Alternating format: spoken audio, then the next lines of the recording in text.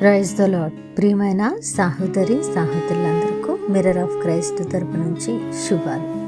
ప్రియమైనటువంటి వాళ్ళారా, మీరంతా బాగున్నారని, అలాగే ప్రతిరోజు డైలీ వాగ్దానం ద్వారా ఆదరించబడుతూ ఉన్నారని విశ్వసిస్తూ ఉన్నాము.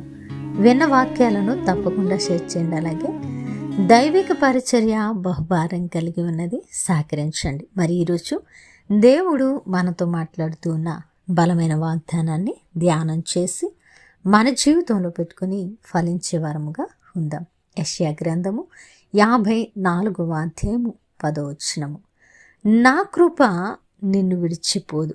దేవుని నామానికి మహిమ, ఘనత, ప్రభావములు చెల్లిస్తూ ఉన్నాను. ప్రియ సహోదరుడా, నా కృప నీకు చాలును అని మాట్లాడుతున్న దేవుడు, నా కృప ఎప్పటికీ కూడా నిన్ను విడిచిపోదు.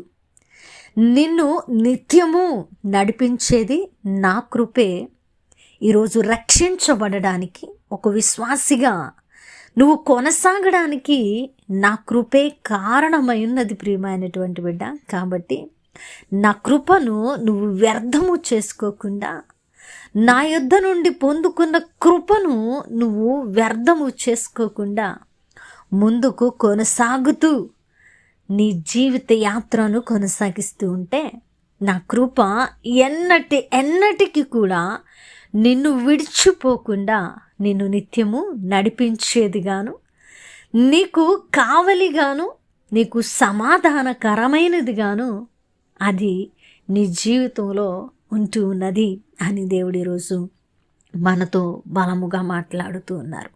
ప్రియ సహోదరుడా, ఈ సంవత్సరము చివరి నెలలో మనము నిలబడి ఉన్నామంటే కేవలము దేవుని యొక్క ఉచితమైన కృప.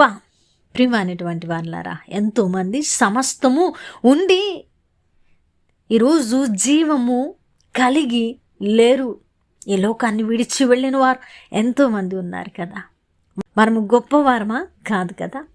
అయితే కేవలము ఆయన కృప మనల్ని సజీవుల లెక్కలో ఉంచిందని జ్ఞాపకం చేసుకొని, ఆయన కృప మనకు చాలును అనేటువంటి భరోసాతో, ఆయన కృపను వ్యర్థము చేసుకోకుండా, ఆయన కృపను విడిచి పెట్టని వారమై, అది మనల్ని ఎన్నటికీ విడిచిపోదని నమ్మి సమస్తము మనము ఆయన మీద ఆధారపడే వారముగాను, ఆయన సన్నిధిలో మనము తగ్గించుకొని కనిపెట్టుకొని నిరీక్షణతో విశ్వాసముతో ముందుకు వెళ్ళేవారంగాను ఉండాలి.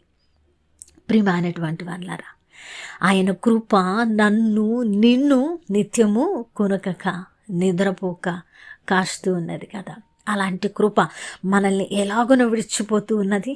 కాబట్టి ఆయన కృప బలమైనదని, ఆయన కృప మనల్ని ఎన్నటికీ విడవదని, మనల్ని సమాధానపరుస్తున్నదని మనం బలముతో విశ్వాసముతో నమ్మినప్పుడు తప్పకుండా ఈ వాగ్దానము మన పట్ల నెరవేర్చబడుతూ ఉన్నది. ప్రియ సహోదరుడా, నమ్ముదాం. ఆయన కృప మనల్ని విడిచిపోదు. మరి ఈ వాగ్దానమును మనము ఎత్తిపట్టి ప్రార్థించి స్వతంత్రించుకున్న బద్ధులమై ఉన్నాం. విన్నవాక్యము ఫలింపు కొరకు ప్రార్థన. పరిశుద్ధుడా, ప్రేమ కలిగిన తండ్రి, మీకు వందనాలు.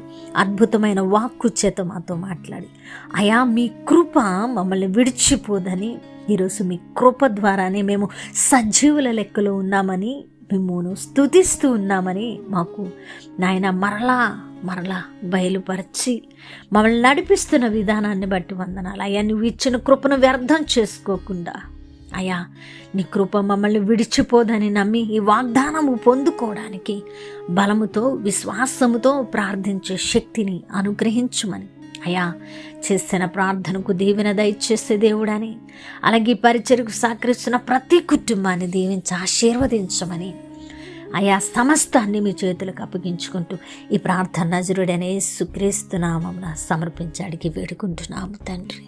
ఆమేన్.